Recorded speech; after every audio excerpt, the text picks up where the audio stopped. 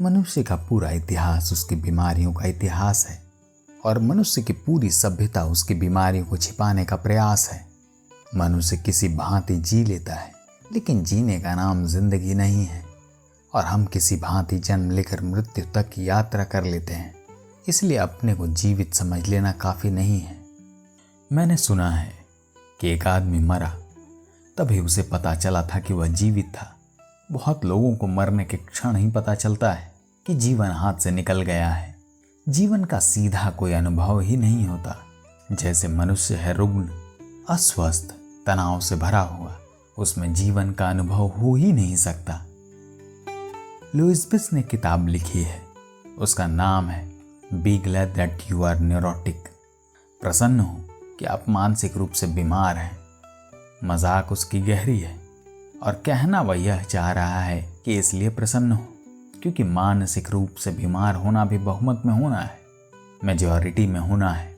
अधिकतर लोग मानसिक रूप से बीमार हैं और उसका यह भी ख्याल था कि जैसे जैसे आदमी आगे बढ़ रहा है, मानसिक बीमारियां बढ़ रही हैं और बहुत जल्द वह वक्त आएगा जब मानसिक रूप से जो बीमार नहीं होगा उसकी गिनती नॉर्मल में नहीं हो सकेगी।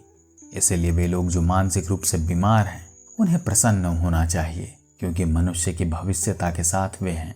मनुष्य का भविष्य पागलों और बीमारों का ही भविष्य है। शायद बहुत जल्दी वह वक्त आ जाए कि हमें पागल लोगों के लिए पागल खाने न बनाने पड़े, बल्कि जो पागल होने से बच जाएं उनकी रक्षा के लिए हमें इंतजाम करने पड़े और अलग उनके ठहरने की व्यवस्था करनी पड़े। जिसे हम सामान्य रूप से स्वस्थ आदमी कहते हैं, उसका केवल इतना ही मतलब होता है कि जितने सब लोग बीमार हैं मानसिक रूप से, वह उतना ही बीमार है, उनसे ज्यादा नहीं। मानसिक रूप से विक्षिप्त और साधारण रूप से स्वस्थ आदमी में जो अंतर है, वह अंतर गुण का नहीं, केवल मात्रा का है। वह केवल डिग्रीज का ही अंतर है।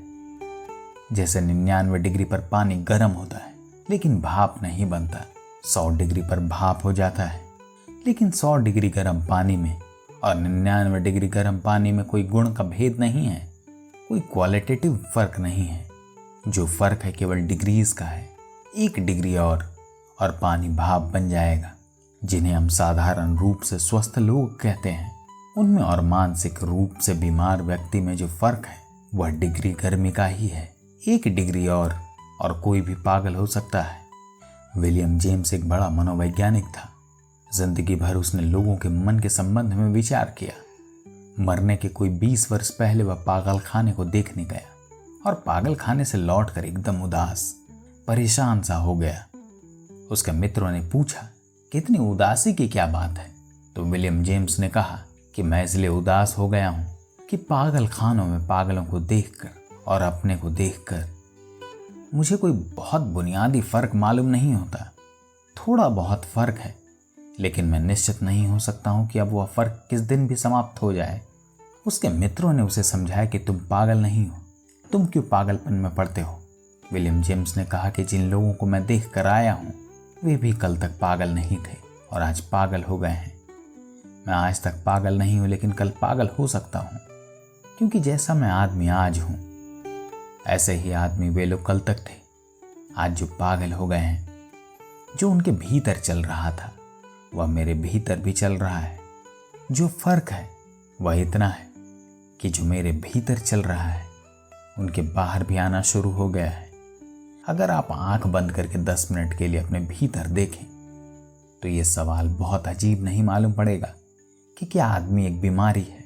अगर 10 मिनट कोई मौन होकर अपने भीतर झांके तो उसे पता चलेगा कि जिन जिन बातों के लिए वह किसी को पागल कहेगा वे सारी चीजें उसके भीतर मौजूद हैं और चल रही हैं। अगर आप द्वार बंद कर लें और एक कागज पर अपने मन में जो चलता हो उसे लिख डालें ईमानदारी से, हालांकि हम एक दूसरे के साथ ईमानदार हो जाते हैं, अपने साथ ईमानदार होने वाले लोग बहुत कम हैं।